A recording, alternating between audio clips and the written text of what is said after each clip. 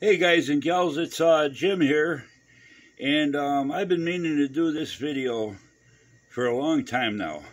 And since I built the Grissom and it's got some strobing lights on it, I thought that this would be a perfect time and all that. And also with the price of things, a lot of times, there's a lot of people might want to do certain things with their models, but they just don't have the budget to do things and stuff. So I thought I'd share some little items I came across a couple years back on eBay, and I've been using them quite a bit. Normally, I make my own circuit boards for either flashing, like navigation lights, strobe lights. This is just for one function, either flashing navigation or strobing lights. If I say in my big refit, this is a 555 timer chip. You got some resistors, a capacitor, some jumpers and all that. I got my power leads up there. These go to my LEDs. Like in my refit, I used a 556 timer chip, which is like two 555s built into one. So I got two functions going at once, the navigation and the strobes. If I add a capacitor into the circuit, and not a capacitor, a transistor, I can make it like pulse, and just by changing the size of the capacitor and a couple resistors, you can actually change the speed rate and all that stuff. So, but normally I make my own circuit boards, but since I came across a couple things, like a lot of the models I've been building lately, I just got maybe like the TIE fighters. I just got the laser guns, flashing, flickering, like strobing, like they're firing, one after another and stuff, rounds and stuff. So I came across some other stuff. We're gonna share that with you now.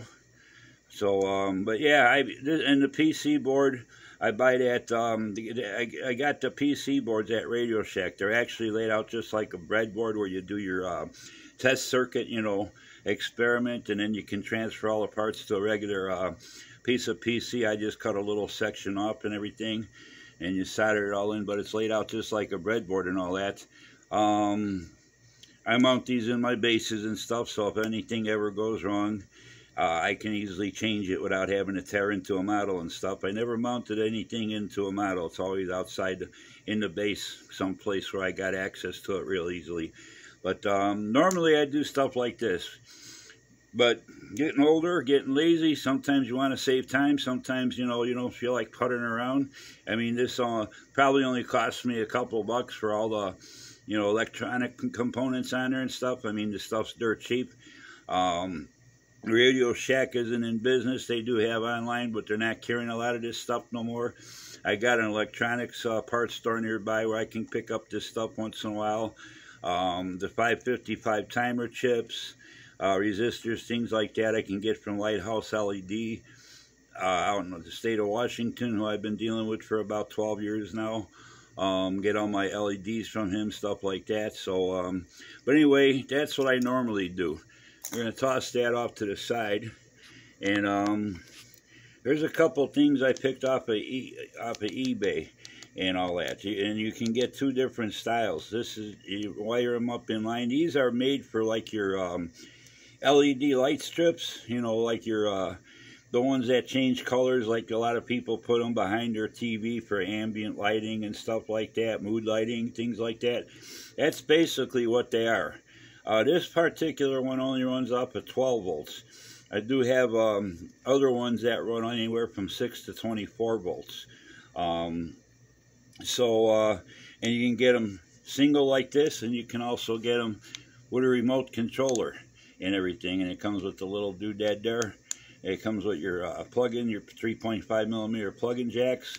I used the remote control ones I picked up from my Star Destroyer, the Bandai Star Destroyer, to turn it on and off. And I also used one on my Millennium Falcon, Force Awakens Millennium Falcon diorama to turn it on and off.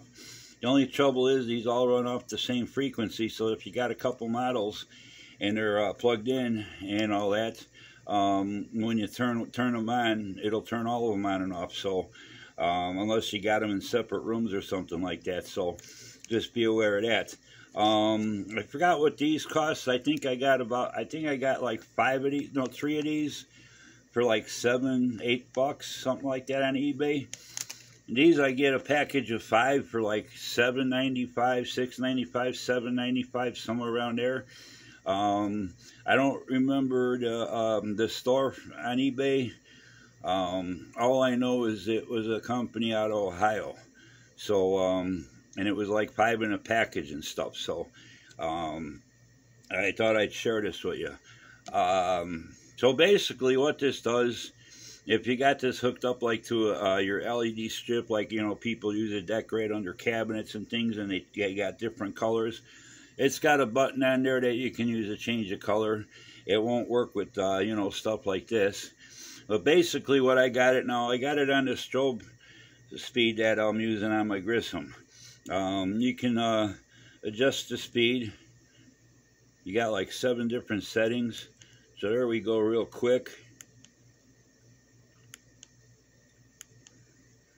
And each press slows it down a bit.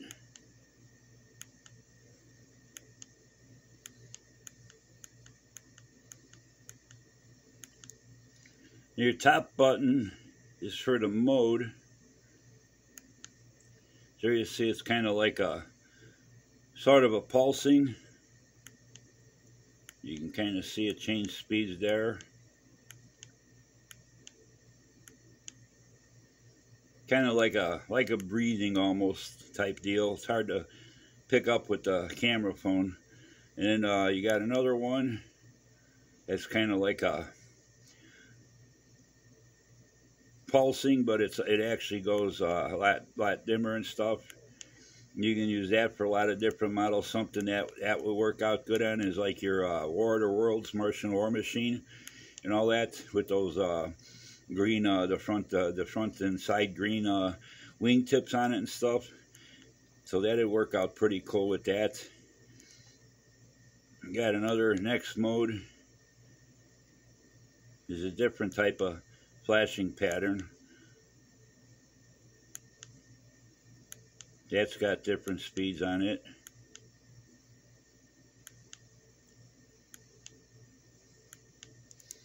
Your next mode is going to be like a little bit faster flashing.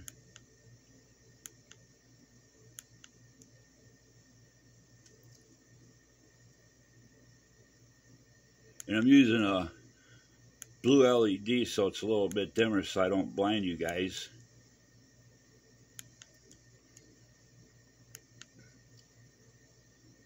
And we're back to the strobe.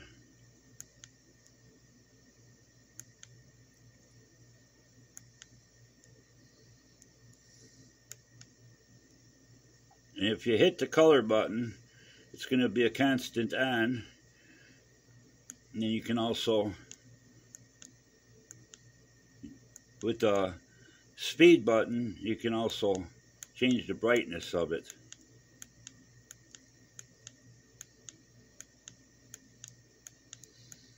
Very slight increments on the brightness and stuff.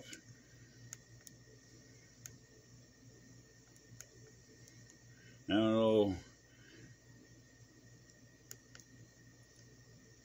So that's pretty much it. There's what you got, what it looks like. Got your 12 volts in, got your LED side and all that, and you know, it's pretty basic. Like I said, you know, even if you want to buy it, I mean, even some of the cheapest circuit boards just to do one of these functions is like $15-20 from a lot of places. Plus you got shipping and all that. These are like somewhere probably close to $7.50, $7.95 for a package of 5, and it was free shipping. So but yeah, it works out great if you're just doing, you know, like a single thing. If you want to do a strobe and a flashing, or a strobe and a pulsing light in the same model, you just use 2 of these, wire up, you know, 2 different circuits, one for your strobes, one for your pulsing lights, or your flashing, you know, navigation lights and stuff like that. So but anyway, that's what I thought I'd share with you guys. And I'm just using, I got these years ago. I think when I was building my refit, I got these for something. I never ended up using them. Oh, they were going to be for the deflector dish, but they weren't going to work because I got blue and amber. And you wouldn't get that spot in the middle of the dish. You'd have two different spots, you know, depending on how you mounted these. So I ended up getting the blue amber LEDs, you know, built into one from Tenant Controls and all that. So, you know, I can just switch up from amber to blue, and you're going to have the same spot in the center like it should be and stuff. So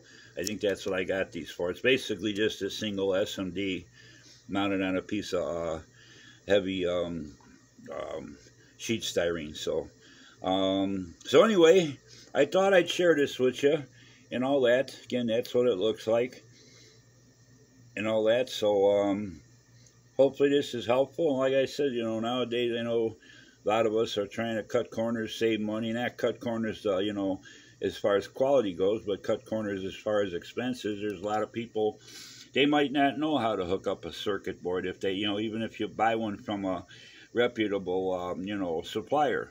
This is something basically you hook up your power to it, you hook up your LEDs, whatever you're going to use, and you're set to go. And you, like I said, you can adjust it for different things. And I usually mount these underneath the base, and if I want to change something, like on my TIE Fighters, if I want to change the speed of the laser guns, slow them down or speed them up, I just reach underneath and hit the button a couple times to get it where I want it to. So anyway, that'll do it for now and all that. And by the way, on my Grissom, I am running that up at 12 volts because I do have quite a few LEDs in there and stuff like that. So 9-volt battery, if you leave it on for about an hour, it's going to drain that battery down in no time. So so that's going to be it. Hope this is helpful. Hope this is useful to all you guys out there. You know, if you're interested in lighting a model but you don't have a lot of knowledge and stuff, I got a as far as building my own circuit boards, I got a strong electronics background from schooling and stuff, so it's pretty easy for me. But this is a lot quicker for me nowadays. I can just use one of these and it gives me the same effects as a circuit board and stuff. If, like I said, if I want different effects, I'll either build my own circuit board or you know, go to something else. But I've been using these quite a bit lately on a lot of the models and stuff for the different effects. So that's going to do it for now. So I want to thank all my subscribers. Thanks to all my new subscribers. Thanks for hitting the like button. Thanks for all the great comments you guys been leaving me and all that. And I'll be doing a finished up model video later on this afternoon of the Grissom. It won't be mounted to the base permanent. It won't be the final video. It'll just be the finished model. I got a couple things to point out to you guys, and then we'll go from there. So till the next time, everybody take care, and we'll talk to you soon. Another progress update on the Grissom. Bye.